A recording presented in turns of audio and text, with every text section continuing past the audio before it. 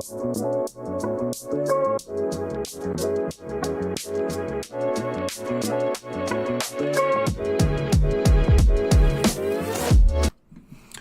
going on, everybody? Welcome to Jack Ramsays, Danny Marang Brandon Sprague. Like, rate, subscribe, help us help us grow the show. Good Lord, you'd think after 1,000 times I'd have this down. Yet I don't, because I'm an idiot. Let's see, we're going live here Friday, November 10th, just after 6:30, when we talked about going live together at 6 o'clock. So this is normal for us. What's really interesting is my headset. Oh no. Keeps doing this thing where it's dying over and over and over again. Well, that's freaking not good. me out, making me think Brandon Sprague's microphone is dying. So, no, you're good. You're entirely good. I just had to keep checking to make sure that it's on because I'm an idiot. How you doing, brother? I'm doing great. As usual, we got stuck into a 30-minute conversation pre-show, which it morphs from like, hey, what we're doing on the show tonight to, hey, what's going on within our own professional lives. And sometimes we get caught up a little bit. Check the time at 6:30, so we thought it'd be a good time to go live. I don't think Danny can address the elephant in the room. We got a lot to get to tonight. Yes, I'm growing a mustache. Yes, it's disgusting looking. But you know what? It's called a spite stash. I was tired of being called ugly by my own family, so I decided to grow a mustache. I look awful with a mustache, but it's a spite stash. I don't know if you guys have ever had that before, but here I am, day 3, mustache growing. Can Danny hear me yet? I can hear you now. You can hear me now. Sorting through my headset, and I feel like it's going to be a thing that's going to happen all show because apparently I left my headphones on all night, and the battery is completely drained out of it. So super, super good because normally it's not an issue, but I've got it plugged in, and normally it stays up, but apparently it's not going to. Awesome. Well, that's unfortunate news. We'll have to fight through it throughout the show with the headphones. You cannot hear me, I don't think. I can now. You can now. Okay. I'm literally just. I'm just going to sit here and continually hope that I have to hit this. So if it takes me a second, it's either that or I can try to find my other headphones. But I don't think that's happening anytime soon. Okay. So well, we can just kind of get into this. Okay, let's just roll with it. If you need to get the headphones eventually, we can do it. I think we have to start with the obvious here. We have a lot to get to. Good questions coming in. Indeed. Got some X's and O's I want to bring up. We got a second tournament game approaching on Tuesday, and we have a little bit of a recap with the Kings and Blazer game from Wednesday. Danny, I think it's easy to start here. Blazers announced that Robert Williams, Time Lord, is undergoing season-ending knee surgery. Shams Charania also tweeted out that known Blazer hater, by the way, Shams Charania reported that Scoot Henderson is out at least 2 weeks. Mm-hmm. That's involving his sprained ankle. Where would you like to start here? Time Lord season ending, Scoot being extended another 2 weeks. Where would you like to start? I think it's to start with Scoot just because it's the simpler of the two, I think, right now. Scoot is going to be out for 2 more weeks. It sounds like he wanted to try to give it a go, and it just wasn't quite there yet, so they went and got another look at it and to make sure, and they found the bone bruise, and they're just going to make sure that they're super careful with him. It doesn't sound like it's anything nefarious or bad or like he's got a high ankle sprain that they're super worried about. Stuff happens. It's you go get the extended look at it. When it doesn't work, then you kind of go from there. When we talk about Time Lord is obviously a bigger issue. Ultimately, even though the Blazers are losing him for the season, I think it's the right call. He had the cleanup surgery before on the opposite knee, and with that, anytime you have that kind of situation, you take a look at it and you go, I think he needs to make sure he takes care of it. So it's just, it's wildly unfortunate, and you want Rob to be okay and you want him to be healthy, but he needs to make sure that he gets as right as he can. And if they're suggesting that he needs the bigger, greater, grander surgery to fully recover, to give him one last shot, I think that's the way they need to go. Let me ask you on Scoot real quick. Would you be shocked? Or what do you think the percentage chances are, your best guess, I guess at this point, of him missing more than 2, like this extending to 3 or 4? From the folks that I've talked to, no one really thinks that's there. Okay. But, I mean, let's put it this way. I have no reason to believe this is a GP2 situation. Okay. So, where the entire medical staff's like, no, seriously, he's good to go. And he's telling people that he needs more time. So, and real quick, the Blazers, I've seen some people already like, oh, the Blazers medical staff. Not that the medical staff they had before was poor by any means, but the entire medical staff has been flipped over. Jeff Clark and Jessica are both gone.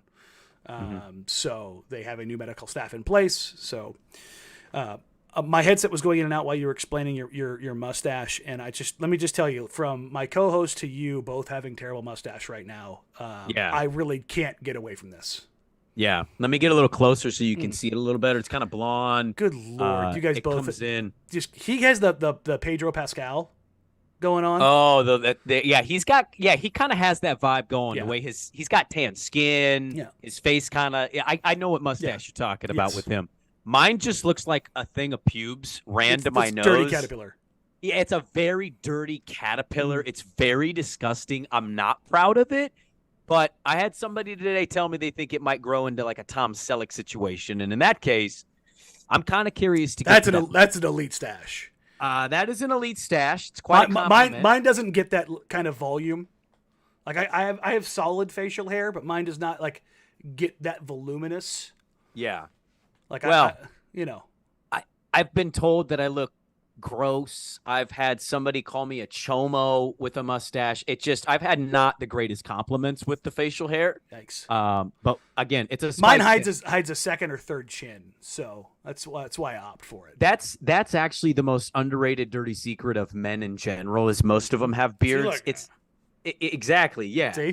I can't do that, and I have a I do that. And it's a double chin, but see if I get rid of the goatee, it's a triple chin. So it's like I can't get rid of that. Then it's like, oh no. I hate to ask you this. It's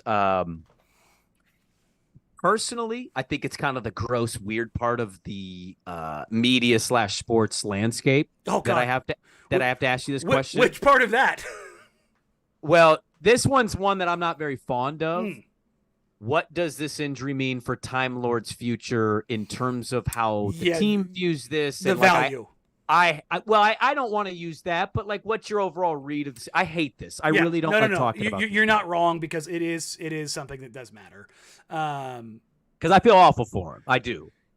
I mean, not being able to flip him. I mean, I have not heard that the Blazers were interested in flipping him in any kind of immediacy.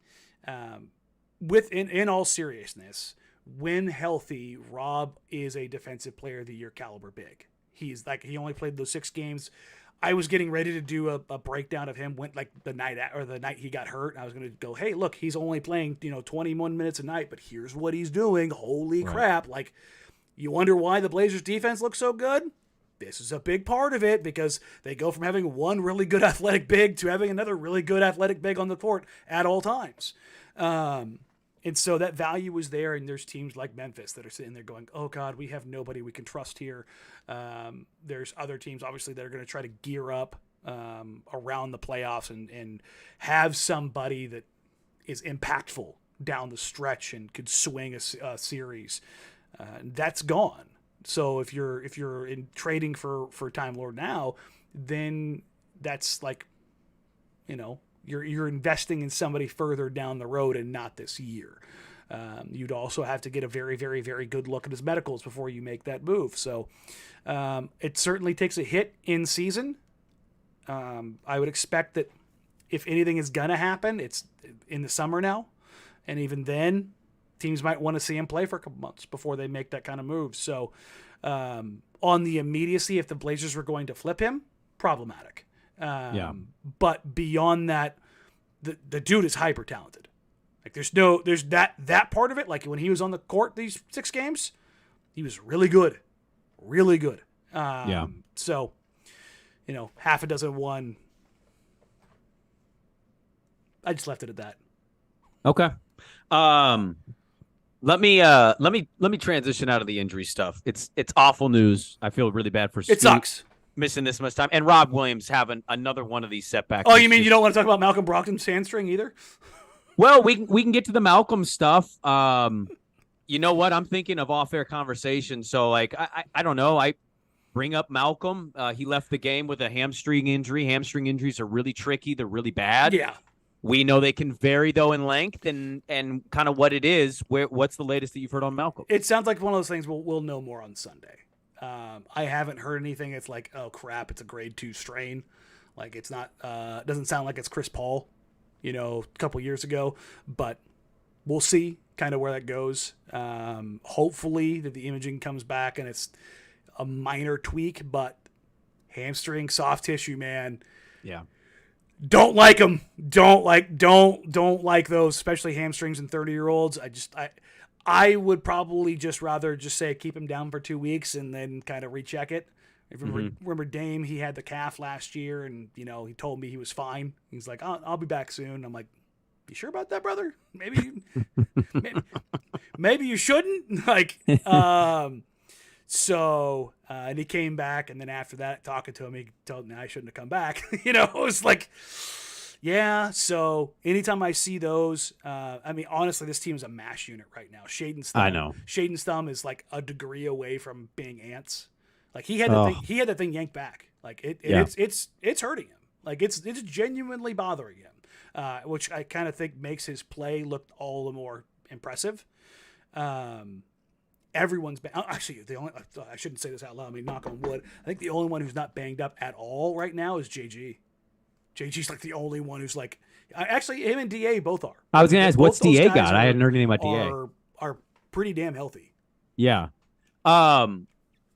It's encouraging, I think, to hear that Malcolm's going to test that out on Sunday. Fingers crossed on it. I'm kind of with you, but I'd imagine a veteran like Malcolm is not going to play on that and risk anything. So the fact that he's willing to test it Sunday kind of leaves me in an optimistic standpoint hearing that from you. Is there anybody else it's funny about the injury thing real quick.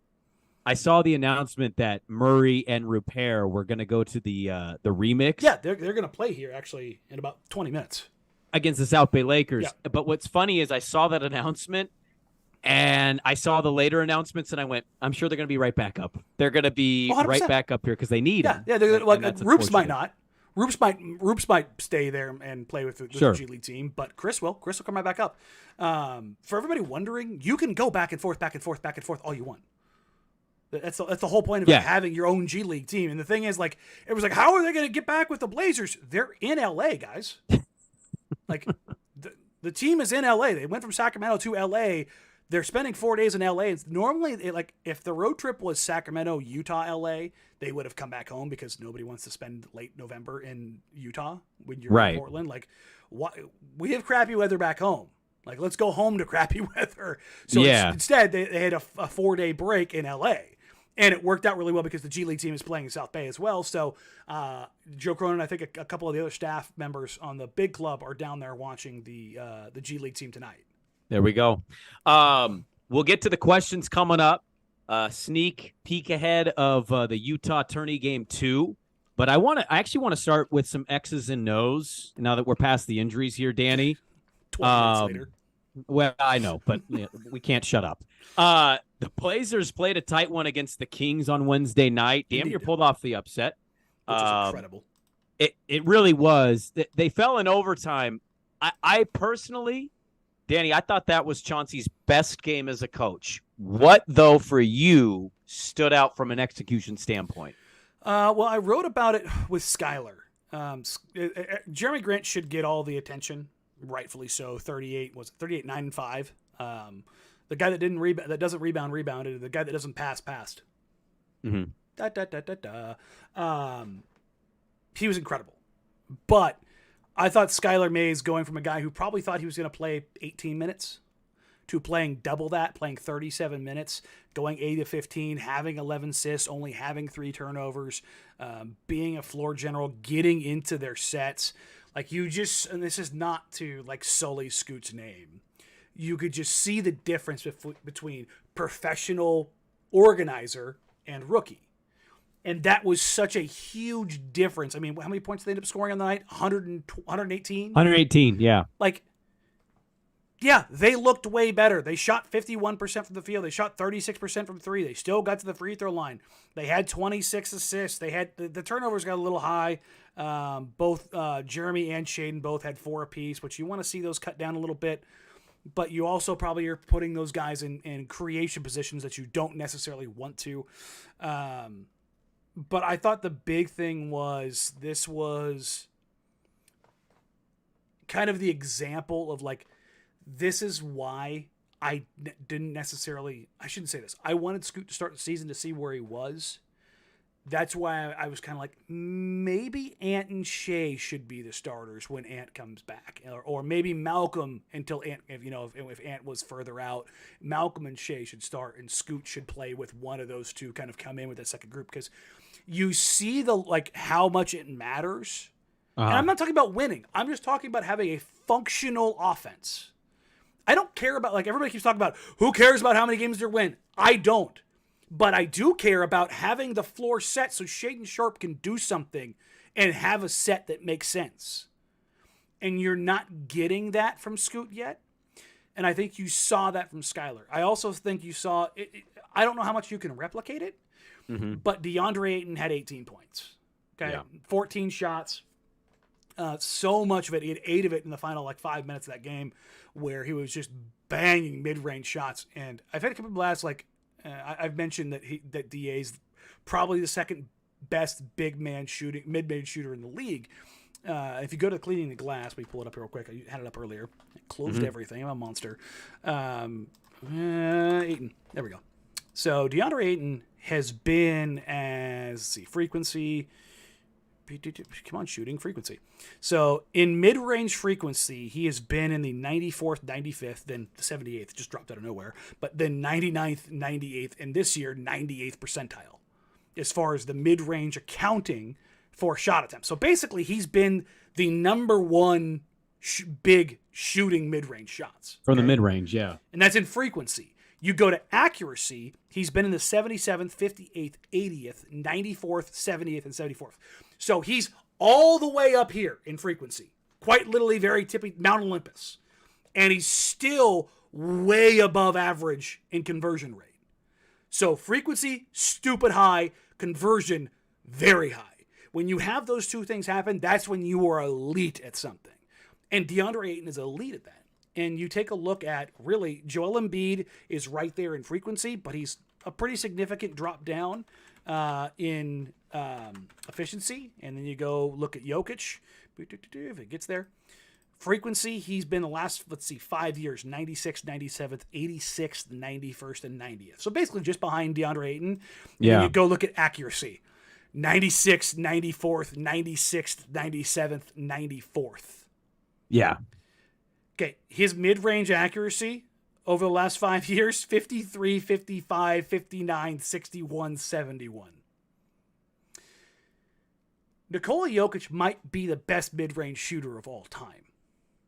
Well, he's currently the best basketball player in the world, so yes. that would make sense. Yes. He's interestingly enough, he's only a slightly above average rim finisher for a big. He's never finished higher than 75th percentile. It's because he can't yam on people. And that's it. But also, his short mid, which is outside the restricted area, 3 to 10 feet. The little bunnies, yeah. He's been in the 96th, 91st, 97th, 98th, and 94th percentile. So he just eats in that 3 to 10 foot range. And then in that 10 to 16 foot range, he's, high 80s. High 80s percentile wise for his career. But I say all of this to say that DeAndre Ayton is quite literally in that class. That's the kind of guy he is as a shooter in the mid-range. I might be a stupid man, Danny, but I'm catching on to something here that I have to ask you. When you tell me those kind of numbers exist for DeAndre, I'm curious, and now my counter is, then how much of what they did could you replicate on a nightly basis? How much can you use what you did? We don't have to talk about expectations in terms of wins and losses, but the play that I saw against Sacramento is something I would love to see him do against AD on Sunday, if AD is playing. But either way, it sounds like he's going to go tonight, so I think he'll probably go on Sunday. So if he's going to play Sunday, I would love to see that again. How much of what you saw in some of those actions or plays do you think are replicable versus like just kind of circumstance? Some of it was circumstance. Some of it was like try to find a lot of it was like try if it was go NFL, try to find the soft spot in the zone. Sit down, like pick and try to sit in the soft spot. The difference is in this is kind of what I highlighted on my Patreon. And for those wondering, you can go to my Patreon and there's a ton of stuff that's free. It's not all paid, and this is in the free section. The kind of the what I'm watching stuff that comes out of most games. And a lot of it had to do with Skylar Mays. And so much of what Skylar does is some people get lost when something looks simple. Like, oh, there's nothing doing it there. The reason it looks simple is because he's so good. And by so good, I mean that his processing is so good. His decision tree. Remember we were talking about decision trees with Shane the other day. Skylar's decision tree is very simplified. There's one play that stands out in the fourth quarter that was just like, oh, that's fine. They bust ass down floor. Jeremy Grant gets a switch, and he's got off night. Davion Mitchell, who is barely 6 feet tall, on his back. Skylar recognizes this immediately, tells everybody to space out. Jeremy gets in the mid post. I asked Skylar about this. I've mentioned it before, his old man game. I also asked him about why can nobody in the NBA throw up entry pass, and he goes because nobody practices it, and nobody knows it. Like nobody knows. Well, how I'll start now. Yeah. Like that's the thing is like there's just guys don't know how to throw good entry passes. Ant went through this, and he had to figure that out with Nurk, like how to like actually throw post entry passes. But Skylar throws an entry pass. Jeremy puts his hand up, baseball catch out wide so he can catch and then face up. As soon as he gets it, one dribble, boom. Skylar sees his man Kessler Edwards dig down on the second dribble, and as soon as that happens, Sky goes like this. Gets ready, gets in his stance so he can catch and shoot. Jeremy sees the double coming because it's from his face, swings it back to him. Sky catches, pump fake. Alex Len goes, what? Just airmails it. Skylar takes 2 dribbles, looks like he's going to go to that pull-up floater, which, did you see that floater he hit? Mm-hmm. Let it go at just inside the free throw line, like 10 feet above the rim. It looked like Tony Parker. Oh, it's so nice. He is such a great floater. But he gives a little shoulder fake. Another defender, I think it's Kessler Edwards, rotated back. Yeah, it was Edwards. Rotated back. He's out of the play, and he just kicks it out to Matisse for 3. But it was every bit of it was simple because Skylar knew. And there's so much of like Skylar knowing than it is like, oh my God, he's this great player. He's just smart. He has a very high basketball IQ. And that's the thing is he's seen those things so many times that at that speed, he can make those plays look simple. So he takes that play, makes it happen. And it's a lot of that was happening with DA. Is Skylar, even though he's not, Chris Paul out here, has he tween, get a guy in jail, get in the middle of the floor, make a bunch of decisions. He just draws the double, puts the defense in rotation, finds DeAndre. Like that was a lot of what there's a lot of school ground stuff going on. So I think they should try to find some way to make that work, whether that's, putting him in some pick and pop spots, maybe doing some like screen to screener actions, some Spain pick and rolls. So basically that means DeAndre coming up, setting a screen as he's rolling, somebody else's man coming up and back picking DeAndre's man so that just you get staggered defenders around a little bit more. And in that vein, maybe you can get a little bit of confusion. You can get DA flaring out to the elbow. He can either get a good look or somebody gets in a trail position to where, I don't know what to do. And you get somebody questioning something. You either got a lob to Shaden or Skylar gets a bit more space to operate and he can attack downhill. Like, it's going to be interesting to kind of see how they work those things through. But DA's saying all the right things. Like behind the scenes, he's not saying, give me the ball. He's like, I understand. We got to figure some stuff out. And so far, again, we're 8 games into this. The frustrated, angry, bitter DA that was in Phoenix that was frustrated about his money and being screwed over there hasn't made an appearance, and he's been working his ass off defensively.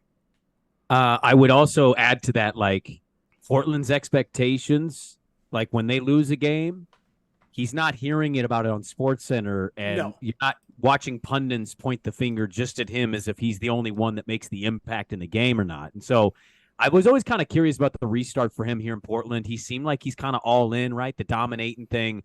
And I like to hear that his attitude so far, and as you say, 8 games, hasn't gone the direction that some may think that it was going to go. I do want to note one thing here. It's not like heavy X's and O's, but you mentioned something about entry passes with Skyler. Mm-hmm. And there was a play in the first half. I know you're going to remember this. Everybody will. There was a play in the first half, just as observation. A play in the first half.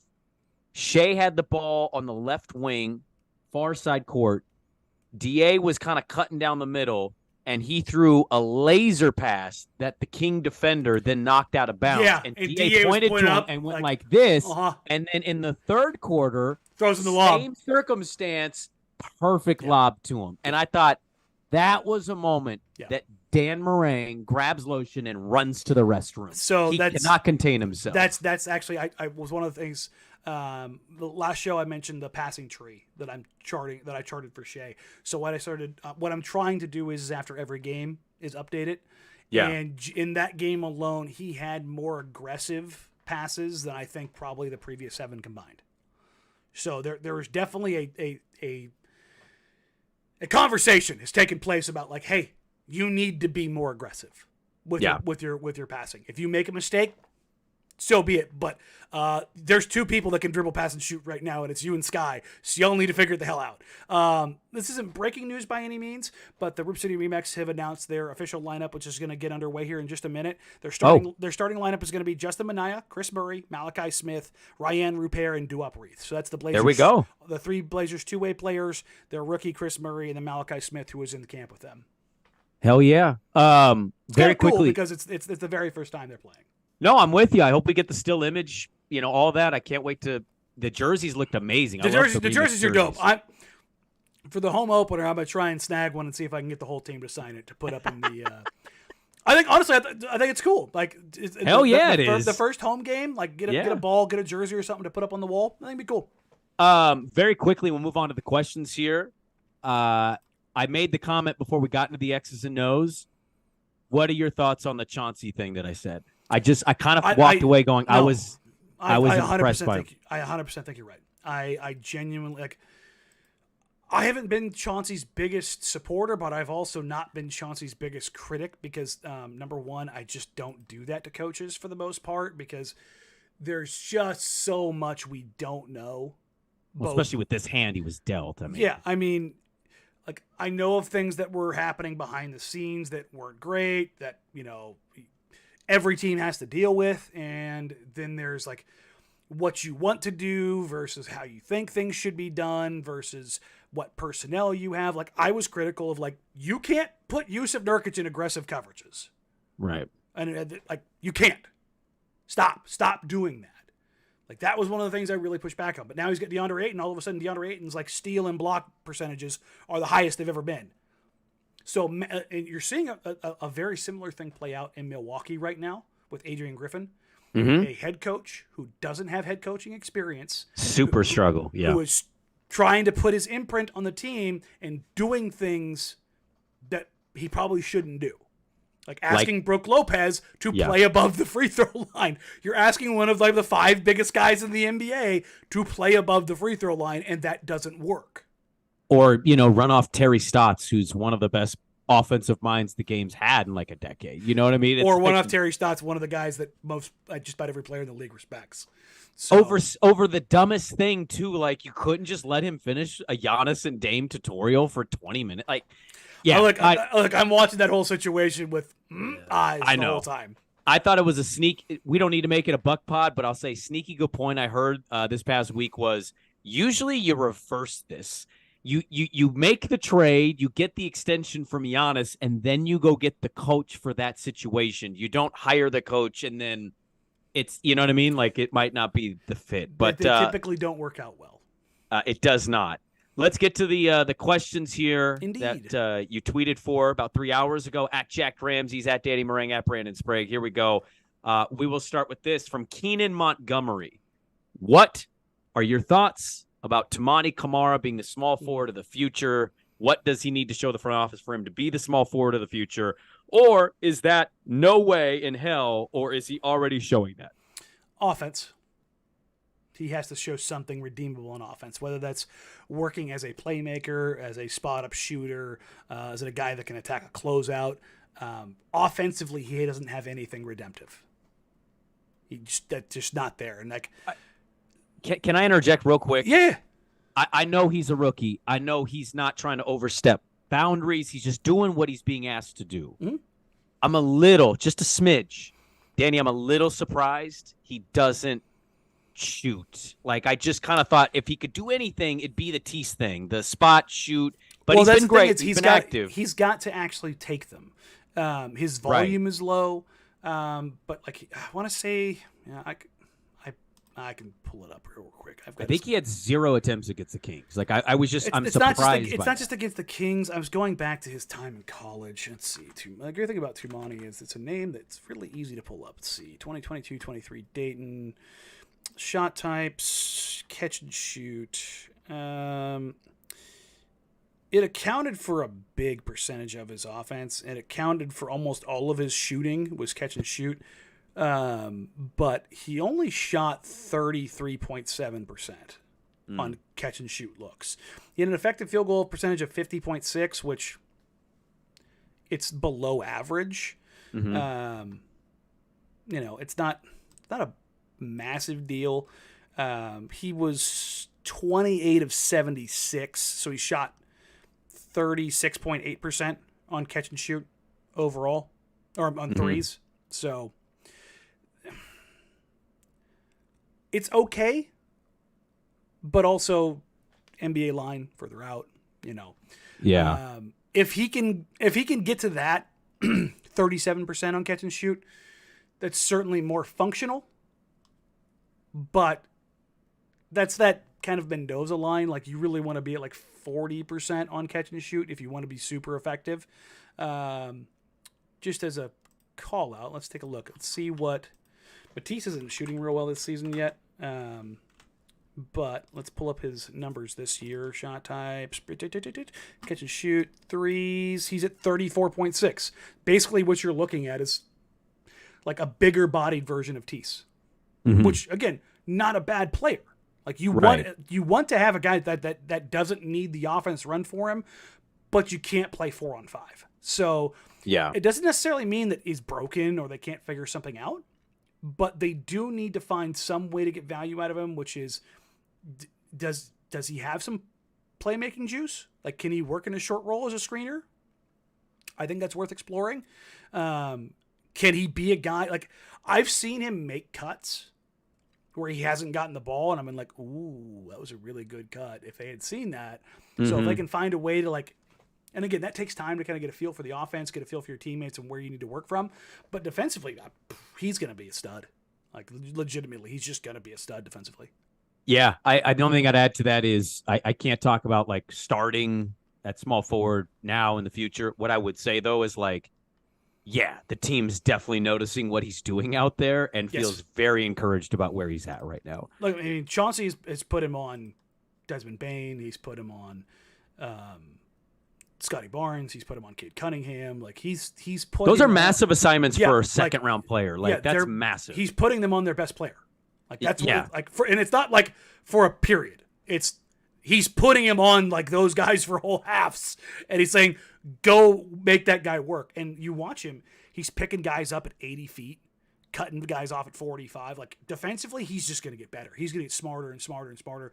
That guy is going to be a menace with, like, 2 or 3 years of NBA seasoning under his belt defensively. His, like, make or break, like, is he like a bit role player versus, like, no, he's a really good role player, is can he stay on the floor? Can he keep a defense's attention? Doesn't need to be great. He just needs to hold their attention. Yeah, I mean, it's, that's our Giannis. He's going to grow 4 more inches and get massive. No, that's Ryan Repair. Well, that actually is the next question from @Scott_Alprin.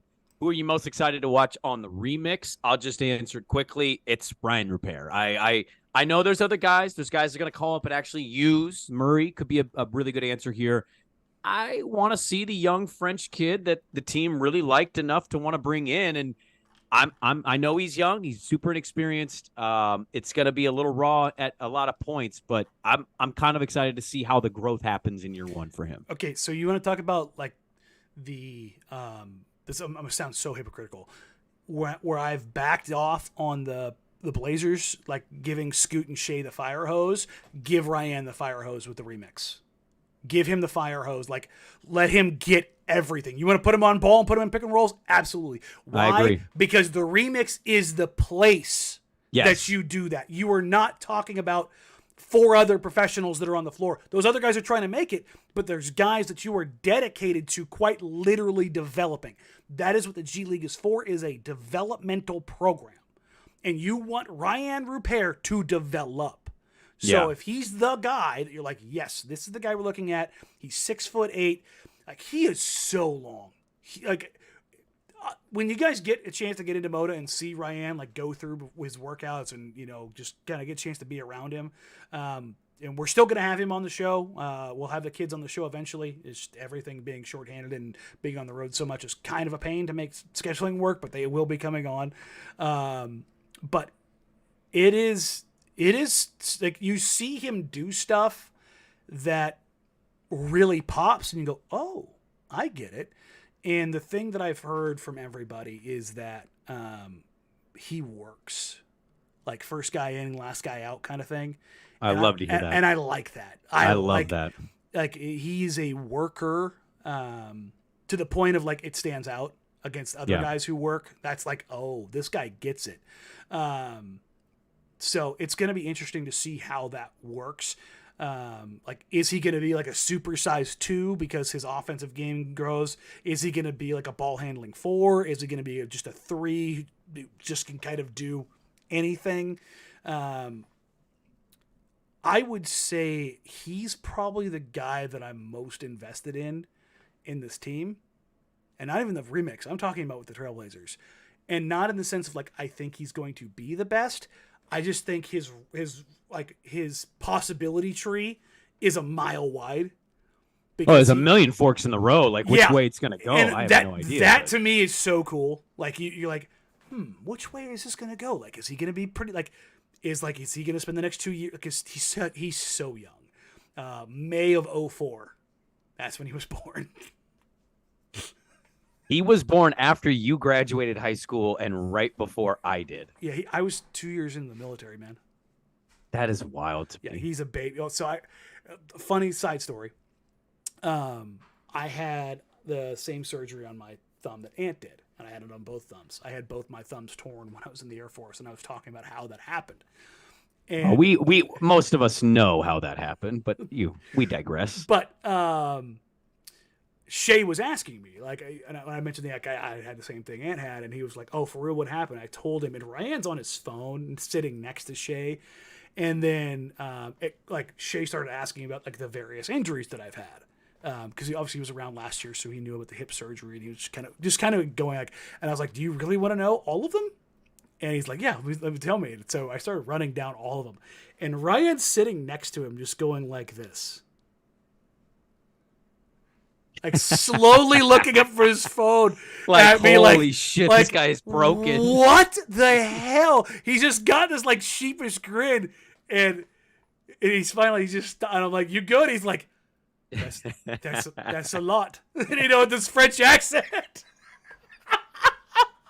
And he's just smiling and laughing. Like, he just could not believe the list of injuries.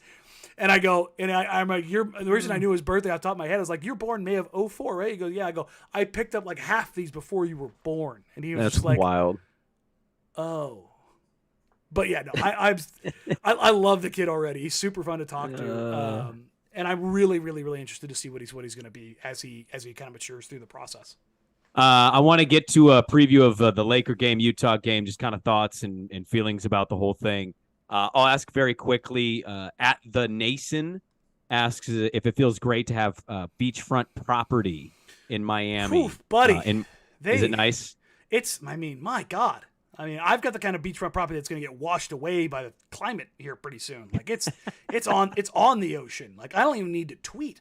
Like, I retweet like injury news across the league regularly, and somebody was like, when Malcolm got hurt, when Rob got hurt, when the surgery news came out, I had retweeted that Tyler Herro had gone down because I subscribe to basically every team's PR account because like for breaking news stuff.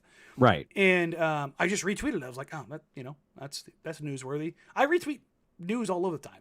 And somebody was like, that's what you get for retweeting the Tyler Herro news. And I'm like, what? What a weird thing to say. But it was like, the insane thing is none of these people follow me. So they're just constantly checking my feed over and over and over again. And I'm just like, buddy, what are you doing? They're the worst, man. They really are. It is, but yeah, the beachfront property is insane. Like my existence drives them insane. So whatever. At Nerd Runner wants to know if you think they use an injury exception and go after a backup big. You think they do anything with a backup big spot, or they can kind of roll the dice with the situation? I think they might try to see what they can get, what they have in WAP. Reith is on their two-way, and they can get some days out of him. I think they're going to file for the exception just so they have it if they want to. So they'll get up to half of Rob's salary, which is $5.5 million, and they can use that to go out and get somebody. They could get a little bit more. They could go out and just go get like a vet mid guy to plug and play, like an old guy off the scrap heap. Let me see. I was looking at this the other day. NBA free agent centers. I was looking at the list earlier. It's not great. The last time I looked. Let's see. So Nerlens is still out there. Dwayne Dedman, Kem Birch, Kai Jones. Don't think they're going to go down that. Taj Gibson would be supremely good for the vibes. Just never play him. Also, he's a Mark Bartelstein client, so he's got a really good chance of landing in Portland. I got to be honest with you. I didn't know Taj Gibson was still an NBA player. Hey, he doesn't need to be. Well, I get it, but like you said that, and I went, "There's no way he's telling the truth on this." Taj Gibson has been out of the NBA for a decade. That guy is 88 years old. There's no way he's possibly trying to come back. I would love to see. He'd be good for vibes. He'd be good for vibes. Just for vibes, and also he went to the best school on the planet. Did he? He did. Oh, what school is that? The school that's going to lose to Oregon this weekend? Or wow, really? We're doing this, huh? I mean, we're not doing it. Their defense isn't doing it. Blame them. Don't blame me. So now it's a Grinch problem. I'm gonna ask you one more as we went through that. One more question that kind of goes into the end of the pod here. And this one's from @GoofyMon1977. Given the limited amount of playmaking available in Portland's roster, what kind of adjustments do we expect to be made? In particular, Danny, how this deals with the Lakers on Sunday and Utah, which is a tournament game for the Cup on Tuesday. How do you think they're going to make these adjustments, given how just depleted they are? Would you just kind of expect them to hope and pray the same thing that happened in Sacramento? What is something for you going into Sunday? There's going to be some bubble gum and duct tape for sure. When stuff happens live, teams don't know how to deal with it. I'm not just talking about the team it happens to, but the team you're playing against, because like your whole game plan just goes out the window too. You're like, who's this dude? Even though you have scouting reports, you have in your head of like what you're trying to stop on a given night. So there's been a lot of, and every team says this, we're going to play faster. We're going to play faster. We're going to play faster. The Blazers are playing dumb slow. And the reason for that is they want to limit possessions, because if they limit possessions, they can be in games because that gives them more margin for error. If you play with a ton of possessions, if the other team is more efficient, they can snowball very quickly, particularly with the three ball, because the Blazers are the worst 3-point shooting team in the league. This is what I want to see kind of coming out of this. I want to see the Blazers find ways to get more active cutters, and this is asking a lot, so this is not an easy ask.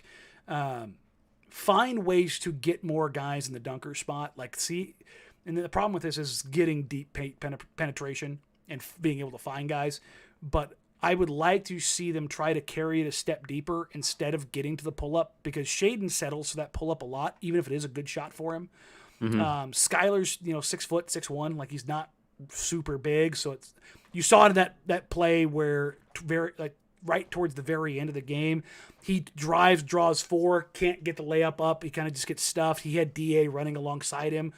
If he had stopped a step sooner and got a little drop off to DA's probably got a really good look. Like, those are the kind of things I want to see them get better at, because we're hammering that they can't shoot line pretty heavily, and they can't. Yeah. They're the worst 3-point shooting team in the league. They're 29th in rim finishing. Jeez. So they can't shoot outside or inside. But I mean, their offense is bottom 6, isn't it? Oh, it's the worst. Is it the worst offense? I'll double check it right now. It was the worst. I know it's near the bottom. They've completely flipped their identities, by the way. Like, defensively, they're not second to last, and it's just barely. So Portland's offense is 105.0, Memphis is 104.7. So their defense is 14th, though. They're top half of the league, and it's honestly, you're talking about 10th of a points between 11, 12, 13, 14. Memphis is a 111. So they basically have the same profile as Memphis. And if you think about that, their offense is almost the same. Their defense is almost the same. Yet Memphis is 1-7 and Portland is 3-5. And if you look at their expected wins versus, this is all from Cleaning the Glass, their expected wins on the season is 24.8. Memphis's expected wins based on this is 24.9. So it goes to show you, like, things have kind of gone better for Portland circumstantially on most nights versus expectations than they have for Memphis. Portland could very easily be in the exact same position as Memphis. Yeah. Yeah. I mean, it kind of felt like going into their 2 games that they were basically the same team. I mean, I didn't really care about the record. Yes. It felt like they were the same team. I'm going to double check it right now. So rim frequency, Portland is 14th. Okay. That accounts for 34.2% of their shots. Let's see, accuracy. Second to last now. They're at 58% rim finishing. So they're at 58%. The Wizards are at 73%. That is 15% is huge. Just for reference, league average is 65.4. God damn. So, and then on 3-point percentage, they're at 30.8, 30.8. They're barely above 30. League average is 36%. And then the variance winners of the season so far, Oklahoma City and Houston, who are at 40.8 and 41.2. Yeah. Well, Danny, Sunday it's a battle. It's a battle for the 4th win of the year between us and the Lakers. Mm-hmm. Who would have saw that coming? Right now, the ping pong update, Portland is 6th right now. They're tied with Chicago, but Chicago's percentage is worse because they have one more loss. Mm-hmm. You got Bulls, Wizards, Jazz, Pistons, Grizzlies. This is Lotto Watch 2023, and obviously this is going to go into 2024. So there's an update. There's another one we need to watch. It's the Warriors. Remember, they have the Warriors 2024 pick. Oh, touche. I forgot about that. So, like, the Warriors right now, they're 6-3. Yeah. But there's, you're kind of wondering, like, if you're a Blazers fan, you're hoping the vibes for Clay are super sideways because they're working on a new contract. You're hoping Dre pops a tire, that Kuminga gets a little unsettled. Steve Kerr decides he wants to go to academia. Like, you're hoping for chaos. Look, it's top 4 protected, but hey, Warriors fall into the lottery. You love to see it. It's not going to happen, but it'd be fun. We'll wrap it up here. Do you think they can beat Utah? Utah's not having a good season so far. So Utah's making their transition to Keontae George being their starting point guard. The Talen Horton-Tucker experiment there is over, which is going to be better for them in the long term. Wait a minute. Hold on. Are we sure Talen Horton-Tucker's not an all-world starting point guard in the NBA? He's not a Laker anymore, so yes. We're certain of it. But you're seeing, like, Lowry Markkanen come back to earth a little bit because all of last year he had Mike Conley setting him up. And this is, again, the whole idea of, like, having a professional table setter and having a professional organizer and how huge that is. The Jazz have been significantly more disjointed. I've talked to a bunch of their reporters over the last couple weeks. Like, the vibes there just aren't as good. And well, why? Because they suck to start the season because they don't have as many good players as they had last year. Yeah. Like they got rid of everybody that was like good as far as like a veteran squad, with the exception of Lowry. Now, John Collins is there, Lowry's there, Walker Kessler's there. Like their front court is good, but they're dealing with a lot of the same situation as Portland. So Portland has Jeremy Grant. They have Matisse. They have DeAndre Ayton. Like they had Time Lord. Like they have these front court players, but their point guards all being hurt can't set the table for them. And then they need that to happen. And that's, you've got all these gears, but they don't line up. And I think that's the kind of situation they're in. So if Portland has Malcolm on Tuesday, I think they can win that game. I think that one's going to be, it's going to be tough if it's on the road. But it's kind of fun to think about them being the in-season tournament darling, like just chugging along and winning those games, because then there's like some little tiny thing to care about. Yeah. At least get to the knockout stage. Like that would be kind of cool, That'd be right? super fun. Also, it's so much more fun to talk about wins than losses, because they're going to stack losses. Like they have the worst offense in the league, and it's harder to have, like, remember when they had like the best offense in the league, but they were like 22nd defensively, and they were still winning a lot of games. Yeah. If you flip those things and you have the best defense in the league but the 22nd best offense, you're not very good. Like you don't win games, because the slider of like what matters more in the NBA right now is offense. And so 100%. So you kind of have to find that spot in between there, right? I also feel like their defense is going to get a little worse too. Yeah, I mean, they've played a lot of really bad teams. Like yes. that like you've played Memphis twice, you played Toronto, you played Detroit. Like the two those teams, are strong shooting teams. No, Sacramento missing Fox. Like they're still trying to figure stuff out. Like the two teams you played that beat the crap out of you hung points on you like crazy. So we'll see that defensive stuff kind of balance out, but they are better and they do compete more on that end. I know what the end goal for the organization is here. We just did Lotto Check 2023. My final thing I'll say is just beat Utah. Like it's if there's a couple teams you need to beat every year, like I get people want them to beat the Lakers. I'm trying to be realistic here. I don't think they will, but beat Utah. I will be rooting like hell for them to beat Utah. That would make me so happy if they could pull that up. What if that's the one game that like separates them from the number 1 overall pick? Well, then I'll be outraged at them for winning that game against Utah. I mean, that doesn't change my hatred of Utah, and probably it just intensifies it. Like, hey, Utah, why did you screw us so hard by being so bad? There you go. All right, well, we'll wrap it up there. Thank you all for being here. Appreciate it. We'll do this again, I think Monday. Yeah. Oh, yeah, Monday. Monday, we may have a guest. Oh, hello. Mr. Casey Holdall himself.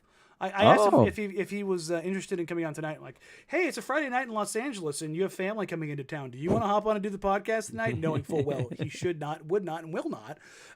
But he said he'd like to hop on Monday. So we'll get a little report after the game against the Lakers and a little check-in on some vibes and kind of go from there. All right, there we go. Good stuff, man. All right, appreciate you all. Like, rate, review, subscribe. Help us grow the show. Do all the things. You can find us on social media at Danny Marang, at Brandon Sprague, at Jack Ramsays. Email the show, jackramsays@gmail.com. Other than that, everybody have a great, great night. Go watch some remix. That's what I'm going to go do. Take care. Talk soon. And if you see me down at the Duck game tomorrow and I don't remember you the next day, I'm sorry. It's because I'm very intoxicated. Have fun. Go Beavs. Fight on. And I'm going to be a sad, sad boy tomorrow. Take care, guys. Talk soon. Bye.